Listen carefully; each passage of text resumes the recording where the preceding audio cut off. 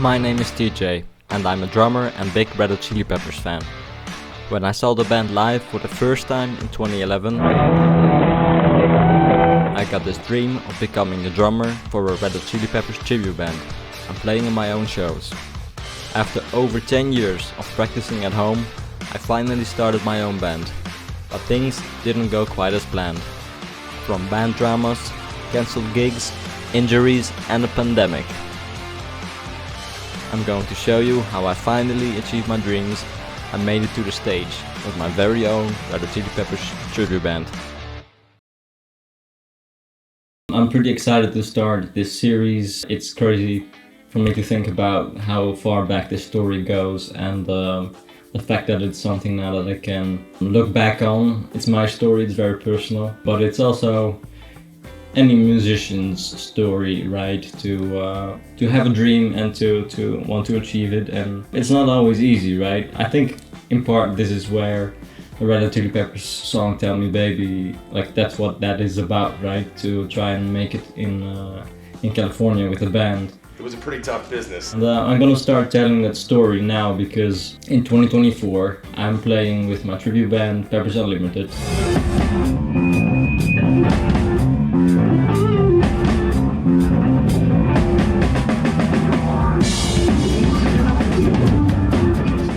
We formed late last year. That's a dream come true. I'm going to take you through that journey from me as a kid all the way to now. And we're playing our own shows and it's amazing. I grew up in a family where it was quite common that people loved music and played a musical instrument. And that was also the case in the house where I grew up, and I vaguely remember listening to piano and playing early on. I don't know exactly why I wanted to start playing drums, but I had been asking for lessons early on. At age 7 my musical journey began when I started learning the basics of drumming with a drum teacher. At first I learned the theory and playing the snare drum, but eventually progressed to a drum set. I got my first drum set when I was 11, and while at first I might have been inspired by all kinds of music, I became more interested in drumming and rock music after I heard a specific rock song on the radio.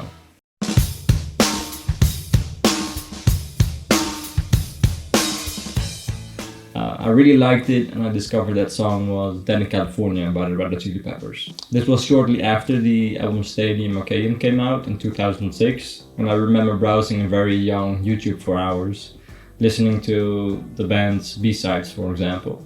By going through my parents' CD collection, I discovered and enjoyed a broad scope of music that included the Eagles, Eros Ramazzotti, Queen, classic soul hits, and especially the Beatles.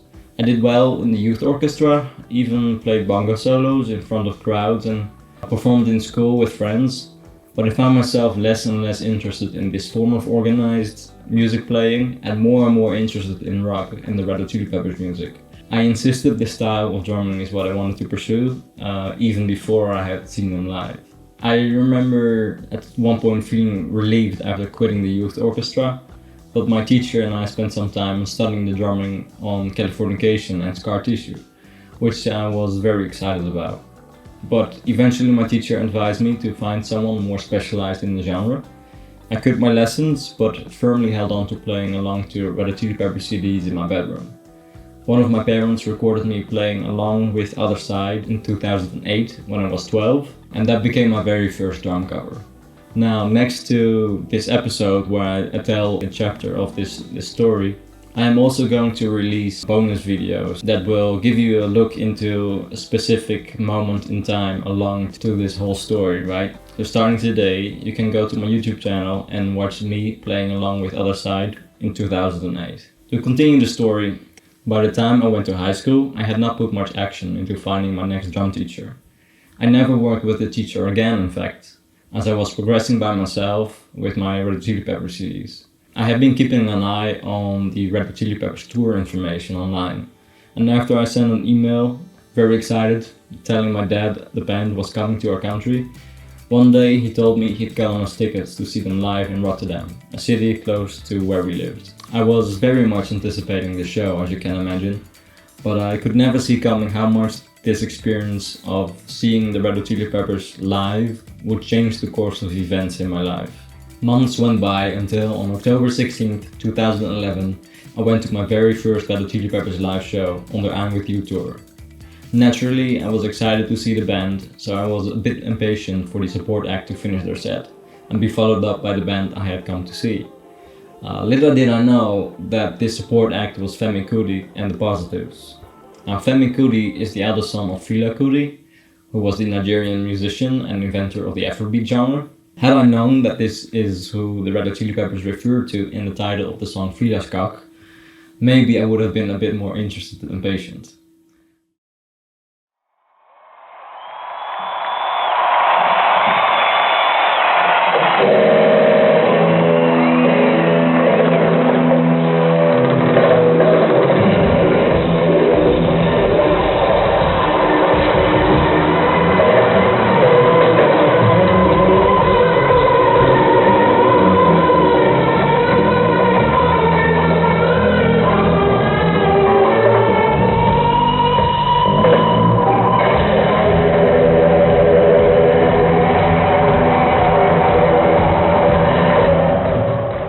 The band opened the show with the thunderous sound of Monarchy of Roses, and they followed it up with Can't Stop.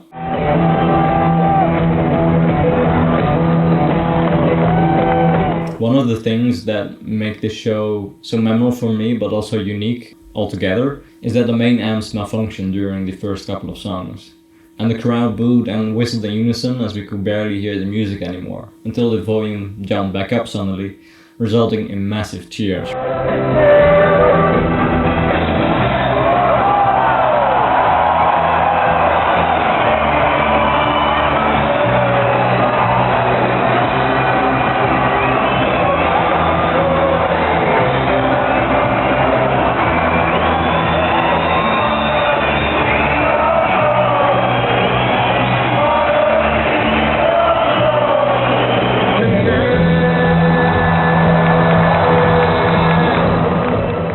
A while back, I exchanged messages about this moment with Dave Redd, who was the band's sound engineer at the time, and he told me he remembers this event clearly, and told me that it had happened because of someone in the crowd had thrown beer over the consoles. I believe we're very lucky that the problem was solved so quickly and that we have witnessed the rest of the set, which was quite diverse and to my pleasant surprise included songs rarely performed live such as Sir Psycho Sexy and Hard to Concentrate. The day of the show was also Flea his 49th birthday, and singing happy birthday to him along with the 16,000 other fans is one of the strongest memories I have of the whole event.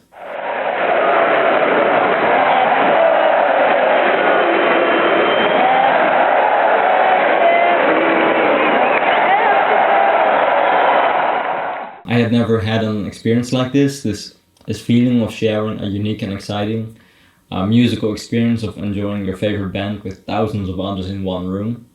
There's just nothing like it, right? This feeling overwhelmed me a bit when the song Under the Bridge started.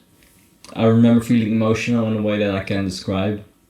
This song is like the anthem of the band, right? And different from a national anthem where a song only speaks to people in one particular country.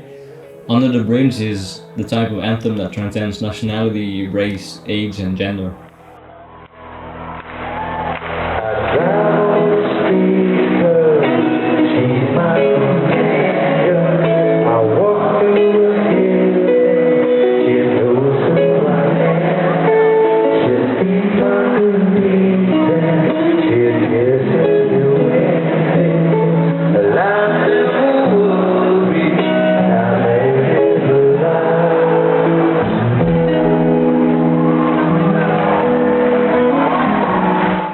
I'm not exactly sure whether there was one magical moment or just many small ones that convinced me that I wanted to do what the Red Hot Chili Peppers had done that night. But I'm sure that it was during that concert that I realized and told myself I also wanted to do this. I want to play drums for a band that makes this great music and gives people this feeling of awe and excitement that I felt during that concert. I walked away from that show with a sense of purpose and direction in my life I had not yet felt before. It's an incredibly strong feeling that ended up carrying me through challenges I had no idea I would have to go through to reach the goal that I wanted to reach. So, in the next episode of this series, I'm going to tell you what happened next in my dream of becoming the drummer for a Red Hot Chili Peppers tribute band.